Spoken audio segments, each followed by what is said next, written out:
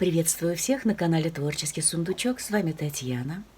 Я сегодня опять утилизирую полоски ткани и джинсовые полоски. Я взяла фланель размером 44 на 44, на которую буду нашивать полоски. Отступив от краев 6 сантиметров, я очертила вот такую рамочку. И, ориентируясь на эти линии, я буду нашивать полоски. Полоски должны выходить немного за эти линии. Следующая полоска светлее. Я ее накладываю таким образом. Пришиваю. Так, вот я пришила, отвернула и загладила. И, скорее всего, это будут единственные полоски, которые я пришила таким способом. Остальные полоски у меня из плотных тканей. Следующая полоска у меня джинсовая. И я уже не буду прятать швы, а проложу строчку вдоль среза. Таким же образом я пришью следующую полоску. Вот, а следующую полоску я подложу под предыдущую. И тоже пришью. Ну вот, полосатый хаос продолжается. И, как видите, здесь не только ровные полоски, здесь вот появился изогнутый лоскутик. И хоть я и говорю, что это хаос, но, тем не менее, это такой продуманный хаос. Как минимум, приходится учитывать сочетание цвета.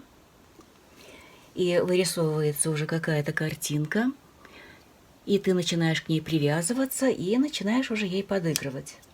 Вот следующую полоску я пришью вот такого цвета.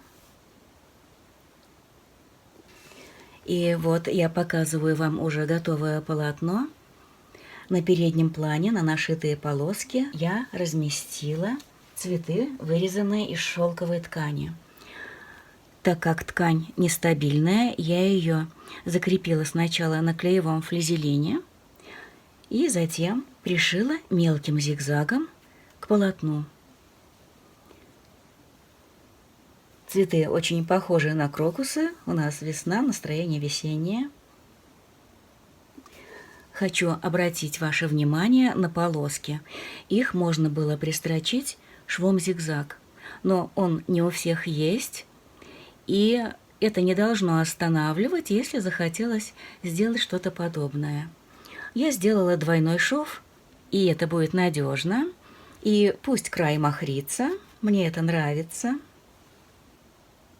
И дальше я сделаю обрамление этому художеству. Вырезала из джинсы полоски шириной 7 сантиметров. И сначала я пришью эти полоски с боков. И затем более длинные полоски пришью сверху и снизу. Вот так это будет выглядеть. Вот я пришила с боков, пришиваю длинные полоски.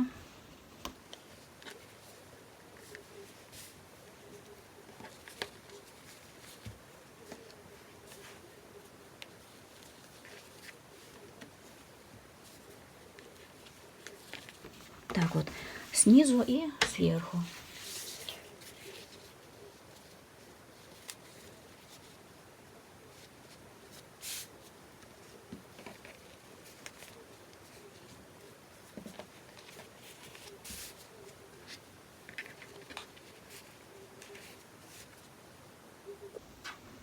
Так, и вот полосы пришиты, заготовку я выровняла. И теперь по ширине заготовки я вырезала 2 детали, а по высоте вырежу уже после того, как пришью молнию. Возможно, я молнию оставлю не посередине, а смещу ее вверх или вниз. Ну вот, пришила молнию, сделала отстрочку, чтобы собачка наша не заедала С этого конца я уже лишнюю молнию отрезала. Здесь мы тоже отрезаем. Так, ну вот как я и хотела, я молнию немножко сместила. Вот, и теперь обрезаю лишнее.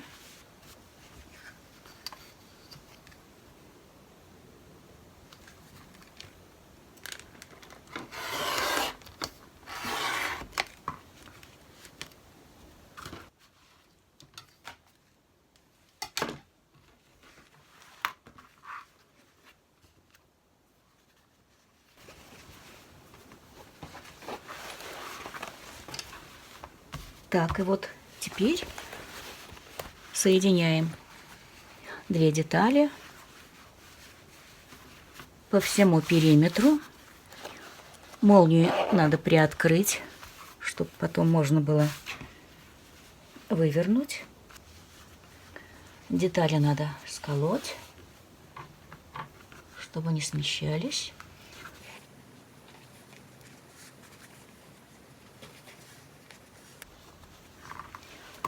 Припуски на швы можно обработать швом зигзаг, но я люблю обрабатывать косой бейкой. Получается аккуратнее. Так, ну вот я пришила обе детали. Для окантовки я вырезала полоску органзы шириной 6 сантиметров и заутюжила ее вдвое. И сейчас я вот таким образом, совмещая срезы, пришью и затем, завернув на другую сторону, прошью еще раз. Ну вот я окантовала и теперь выворачиваю и демонстрирую вам. Ну вот, девочки, получилась вот такая красота. Размер ее 40 на 40. Когда начинаешь нашивать полоски, никогда не можешь угадать конечного результата.